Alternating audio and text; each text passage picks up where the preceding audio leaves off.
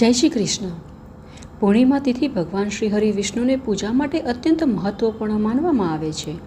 આ દિવસે ભગવાન ચંદ્ર પોતાના પૂર્ણ સ્વરૂપમાં પ્રગટ થાય છે, તેથી જ આ અવસરે ચંદ્રદેવની પૂજા કરવી અત્યંત લાભદાયી ગણાય છે। સ્કંદ પુરાણ, પદ્મ પુરાણ, નારાયણ પુરાણ, નારદ પુરાણ, ભવિષ્યોત્તર પુરાણ અને મહાભારત જેવા ગ્રંથોમાં પણ પૂર્ણિમા વ્રત મહિમાનું વર્ણન કરવામાં આવેલું છે।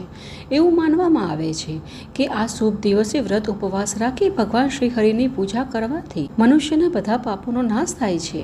આ પવિત્ર દિવસ વ્યક્તિઓનું પુણ્ય વધારે છે અને મનને શુદ્ધ કરે છે ને આવી જ અતિ પાવન પૂર્ણિમા તિથિ ટૂંક જ સમયમાં આવી રહી છે। હવે જો આમ તો બધા માસની પૂનમ ખાસ જ હોય છે, પરંતુ આ વખતની પૂનમ વૈશાખ માસની પૂનમ છે, જે ખૂબ જ વિશેષ ને પુણ્યપ્રદાયની ગણાય છે। કેમ કે વૈશાખ માસ પોતે જ એટલો પાવન છે, જેને સ્કંદ પુરાણમાં બ્રહ્માજીએ ભગવાન શ્રી હરિનો માસ કહ્યો છે, જેને માધવ માસ તરીકે પણ ઓળખવામાં આવે છે અને આ દિવસને બુદ્ધ પૂર્ણિમા તરીકે પણ ઓળખાય છે, કેમ કે આ દિવસે જ ગૌતમ બુદ્ધનો જન્મ થયો હતો। ગૌતમ બુદ્ધ, જેમનું નામ સિદ્ધાર્થ ગૌતમ હતું, જે એક આધ્યાત્મિક ગુરુ હતા, જેમની શિક્ષાઓ પર બૌદ્ધ ધર્મનો પાયો રચાયો। તેથી ચાલો જાણી લઈએ કે આ અતિ પાવન વૈશાખ પૂર્ણિમા ક્યારે આવી રહી છે ને આ દિવસના સ્નાન, દાન, પૂજા તેમજ પિતૃતર્પણ માટેના શુભ મુહૂર્તો ક્યાં રહેશે। ને જો તમને આ માહિતી સારી લાગે તો લાઈક કરજો અને તમારા મિત્ર અને પરિવારમાં પણ શેર કરજો, જેથી કરી તેઓને પણ આ માહિતીથી લાભ પ્રાપ્ત થઈ શકે। તો પંચાંગ અનુસાર વૈશાખ પૂર્ણિમા 1 મે 2026 શુક્રવારના દિવસે આવી રહી છે ને પૂર્ણિમા તિથિ શરૂ થઈ રહી છે 30 એપ્રિલ 2026 ને રાત્રે 9:12 ને તિથિ સમાપ્ત થશે 1 મે 2026 ને રાત્રે 10:52 અને પૂર્ણિમા તિથિ ચંદ્રોદયના સમય અનુસાર નિર્ધારિત કરાય છે। તેથી આ વખતે વૈશાખ પૂર્ણિમાનું પાલન 1 મે 2026 શુક્રવારના દિવસે જ કરવાનું રહેશે।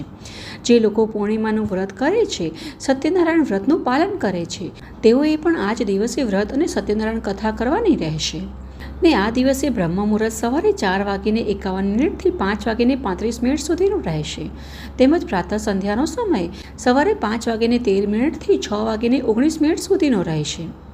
આ દિવસે સૂર્યોદય થશે 6:19 અને સૂર્યાસ્તનો સમય છે 7:17 અને આ દિવસે ચંદ્રોદયનો સમય રહેશે 7:11।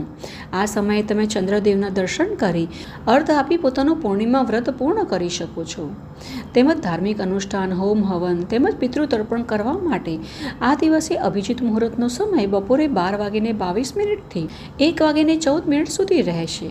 ત્યાર પછી વિજય મુહૂર્ત બપોરે 2:58 થી 3:50 સુધીનું છે અને સાંજે તુલસી ક્યારે, મંદિરમાં, પીપળ વૃક્ષની નીચે દીપદાન કરવા ગૌધોલી મુહૂર્તનો સમય સાંજે 7:16 થી 7:38 સુધીનો રહેશે અને સાયં સંધ્યાનો સમય સાંજે 7:17 થી 8:23 વચ્ચેનો રહેશે અને આ દિવસે રાહુકાળ સવારે 11:11 થી બપોરે 12:48 સુધીનો રહેવાનું છે, જેથી આ સમયનું વિશેષ ધ્યાન રાખી કોઈ પણ ધાર્મિક કે શુભ કાર્ય ન કરવા। હિન્દુ ધર્મમાં પૂર્ણિમા વ્રતને અત્યંત મહત્વપૂર્ણ માનવામાં આવે છે। ભવિષ્ય પુરાણમાં વર્ણિત 32 પૂર્ણિમા વ્રત અનુસાર આ વ્રત માર્ગશીર્ષ, માઘ માસ અને વૈશાખ માસની પૂર્ણિમાથી શરૂ કરી શકાય છે અને ભાદરવો અથવા પૌષ માસની પૂર્ણિમાએ સમાપ્ત કરવું જોઈએ। આ વ્રતને દ્વાદશી પૂર્ણિમા વ્રત પણ કહેવામાં આવે છે। એવું માનવામાં આવે છે કે આ વ્રતના પાલનથી સર્વ પ્રકારના સુખ, સૌભાગ્ય અને સંતાન પ્રાપ્તિ થાય છે।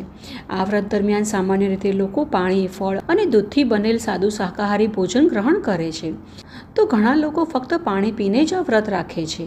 તેમાં સર્વ પ્રકારના અનાજ, મસાલા, તમાકુ, ચા અને કોફીને તામસિક ગણવામાં આવે છે, તેથી આ વ્રત દરમિયાન તેનું સેવન વર્જિત ગણાય છે અને સામાન્ય રીતે આ પૂર્ણિમા વ્રત ભગવાન ચંદ્રદેવને અર્ધ અર્પણ કર્યા પછી સાંજે પૂર્ણ કરવામાં આવે છે।